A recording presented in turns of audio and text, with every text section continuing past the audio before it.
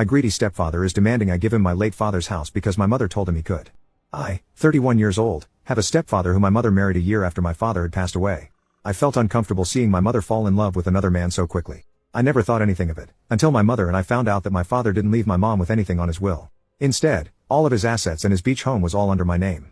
My father left me a letter and I ended up reading it and finding out things I wish I never knew. My father, who was sick at that time, found out that my mother was having an affair with another man. He told me that he suspected it a long time ago, ever since they found out that my father had cancer. And ever since then my mother became distant. He told me that my mother would constantly ask about his will and how she would remind him that she will take care of the beach house when he passes away. My father was heartbroken and he spent her last few days of his life next to someone unfaithful. When I read the letter, I couldn't help but to break down crying inside my room. I wish I should have been there for my father. And the more I cried, the more I felt anger and hatred for my mother and my stepfather. When my mother found out that she was left with nothing, she started flipping the tables and started screaming,